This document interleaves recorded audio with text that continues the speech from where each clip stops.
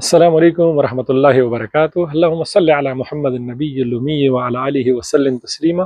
نن چې کومه موضوع باندې خبره کوي هغه د میرا د نوجوان نسل د پورا ډیره اهم دي چې هغه څه شای دي چې دوا 10 شایان دي چې په ریسرچ شوی دی چې هغه سره مردانه قوت ختمیږي، یعنی د مردانه قوت قاتل شایان دوا شایان دي. هغه شی سره درېمي چې لکه څنګه په قران پاک شی الله تعالی د یوشتمه سپوره اول آیات صدای چې ان الصلاة تنها عن الفحشاء والمنکر، بے شک نماز بے حیائی اور برائی سے روکتی ہے.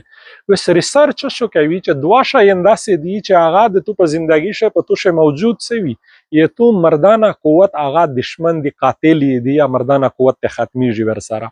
په ټول نه اول څه شای دی سټرس. په سټرس څه کوي چې کله ته پریشان څوي، غمجان وي، پریشان وي، په ذهن شي ډیپریشن وي درته یہ تو چې کیم کورټیسول هارمون څه دی هغه لیول زیات شي. چې کله هغه لیول زیات شي اکوڅو چې کیم یې تو سکس هارمونز ته دی ټیسټوسټیرون هغه کمونه بیا شریکو چې کم شي یې تو مردانه قوت باندې ډیر بد اثر شریکو یې تو هغه چې کیم مردانه خواهش ته سوي عاده بالکل ور سره ختم شي. یہ انسان خالی مردانه خواهش نه بلکې د مسلز، بدن، زړه په هر شي باندې د ټیسټوسټیرون کینګ اف دی هارمون ورته یعنی د ټوله هارمون بادشاہ کیم هارمون دا یا د ټیسټوسټیرون چې په ساړی شي د مردانه قوت چې کیم هارمون دی. وسا په څه ختمیږي چې کله د تو سټرس لیول د زیات شي، پریشان وي. یا سټرس د کمولو طریقه څه دوی خو خپل مسائل وکسي چې متکیم مسائل دي چې غنه مو سټرس وخستای دی.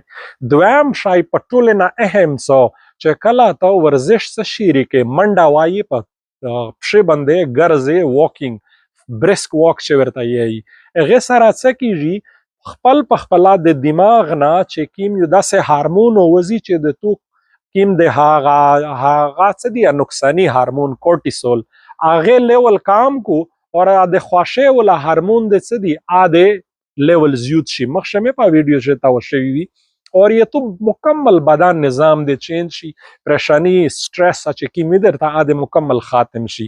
یو خدا علاج دی بل چې چاته پرمننت سټرس یا ډیپریشن وی لازم درې میں سایکیاټریسټ تا چې تو ریویو وشي، باقاعده علاج ورنه کې په لانګ ټرم شي چې تر ډیر وخت پرې وچالیږي. انتهایی نقصان دی خالی د تو مردانگی د بغانه خواهشات زندگی ولا بلکې د تو هر نظام اغنا افیکٹ کیږي.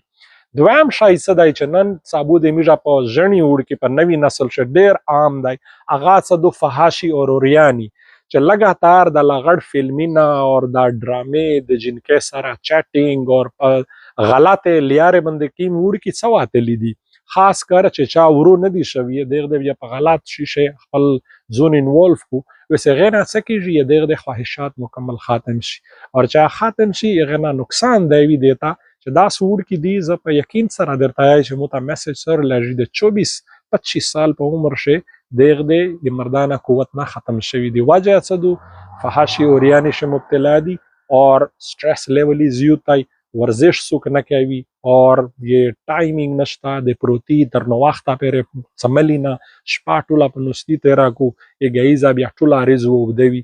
پلیز دا شیر کې د سره ویډیو د میژه نوجوان نسل د پورا دا ډیره ضروری دو چې دغه شاینات زون رکاو کې کني بیو ډیر نو وخت وی اور ډیر افسوس وکاوي بیا وی علاجینا کې ډیره مسلو درته پیښ. نو شهید سته. السلام علیکم ورحمت الله وبرکاته.